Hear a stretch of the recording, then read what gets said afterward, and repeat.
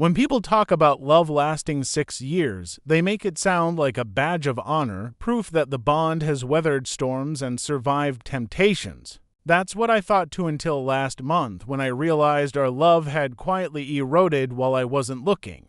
We'd been together since college. I was 22, she was 22, and we stumbled into each other's lives like a perfect accident. 6 years later, we were 28, sharing an apartment, splitting bills, talking about marriage in vague, hopeful terms. To everyone else, we were the couple who made it. The ones who had defied statistics. The ones who had found the real thing.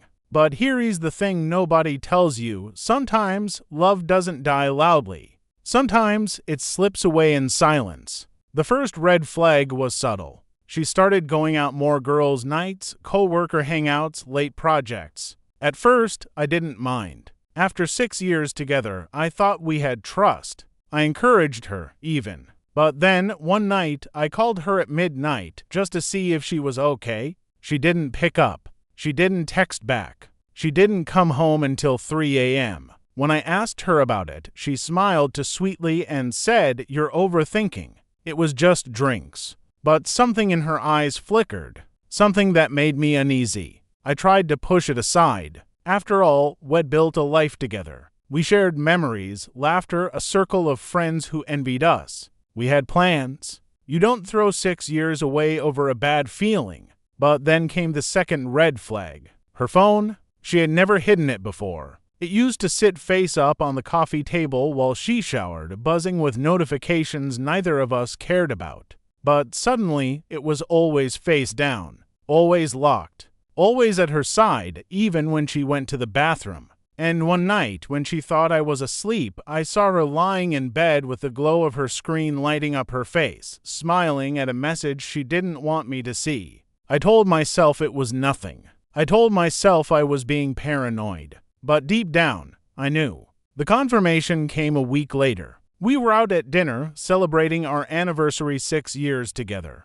I had planned to surprise her with a necklace I'd saved up for, something meaningful, something to mark the milestone. But halfway through the meal, her phone buzzed. She glanced at it, and her lips curled into a smile so warm, so intimate, that my stomach dropped. It wasn't a smile for me. "Who's that?" I asked casually. She looked up, startled, then laughed too quickly. "Just a co-worker." But when she reached for her glass, her hand trembled. That night, while she showered, I did something I had never done before. I looked at her phone. The password was new, but I knew her well enough to guess. And when I unlocked it, my world cracked open. Messages. Dozens of them? From someone named A. They weren't graphic. Not yet. But they were intimate. Personal. Filled with little jokes, good morning texts, late night confessions. The kind of messages you send someone when you're falling in love. And I realized she wasn't mine anymore.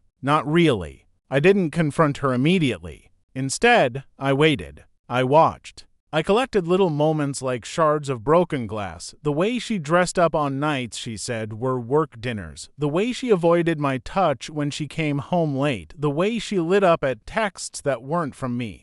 -1 years together, and I was watching her fall in love with someone else right in front of me. The betrayal wasn't loud. It wasn't explosive. It was quiet, subtle, drawn out like a slow poison. Now I sit here, necklace still hidden in my drawer, wondering if love after 6 years is supposed to look like this. If it's supposed to be lies whispered in the dark. If it's supposed to be me pretending not to notice while the person I thought I'd marry drifts further and further out of reach. And the cruelest part? I still love her. Even as she betrays me, even as I picture her with him, I still love her. And I don't know if that makes me loyal, pathetic, or both. I didn't sleep that night. She came out of the shower, hair damp, smelling like the vanilla shampoo I'd bought for her last Christmas, and slipped into bed as if nothing had happened. I lay there frozen, pretending to be half asleep, her body inches away from mine. But I couldn't bring myself to hold her,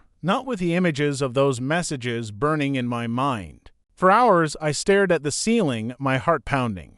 By 4 a.m., one thought kept circling in my head: I need to know how far this has gone. The following days, I became someone I didn't recognize. I started checking her patterns when she left, when she returned, how often her phone buzzed. I memorized excuses she gave me: late work call, extra meeting, Sarah wanted to hang out. They all sounded so thin now, like a veil that I could see straight through. One evening, I decided to follow her. She said she was going out for drinks with co-workers. I waited 15 minutes before leaving and then took my car, staying 2 blocks behind hers. My hands were trembling so badly I could barely grip the wheel. She didn't go downtown to the bar Shed mentioned. She drove to a quiet street on the other side of town, parked, and then a man got into her car. I couldn't see his face clearly, but the way she smiled at him, that warm, glowing smile I hadn't seen directed at me in months, told me everything I needed to know. I sat there for 20 minutes, gripping the steering wheel, fighting the urge to storm over and demand answers. But instead, I drove home, heart hollow, mind screaming.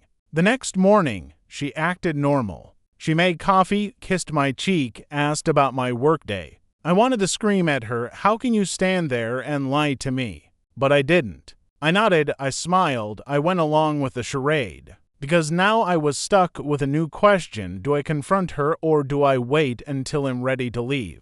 The confrontation came 2 weeks later. We were having dinner at home, takeout pizza, the kind we used to eat in college. I was trying to hold myself together, trying to ignore the notifications lighting up her phone. But when she laughed at a message mid-bite, I snapped. "Who is he?" I asked. Her fork froze halfway to her mouth. "What are you talking about?" "You know exactly what I'm talking about," I said, my voice shaking.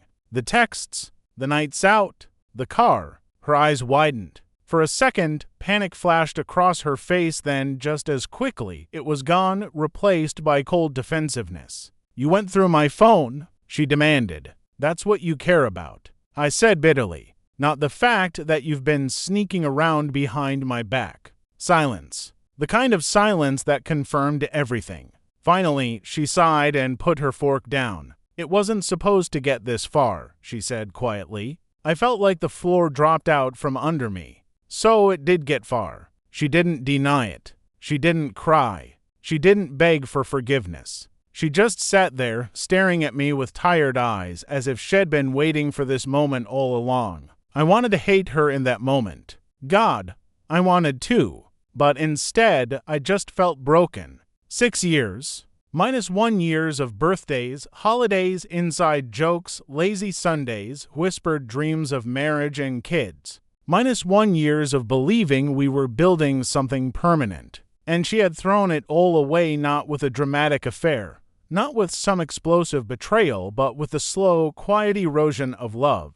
I asked her the question that had been eating at me: "Do you love him?" Her silence was the answer. The weeks that followed were a blur of arguments, half-hearted apologies, and sleepless nights. She insisted it wasn't serious, that she still cared about me, but those words rang hollow. If she cared, she wouldn't have betrayed me. Friends and family tried to comfort me, but nobody could really understand. They saw us as the perfect couple. They told me 6 years is too much to throw away. Maybe you can work it out. But they hadn't seen the way she looked at her phone. They hadn't seen the smile she saved for someone else. Eventually, the necklace I'd bought for our anniversary reappeared. I found it in my drawer, still wrapped. I held it in my hands for a long time, wondering if there had ever been a right moment to give it to her, or if that moment had passed long before I even bought it. In the end, I left it on the kitchen counter the night I moved out. No note,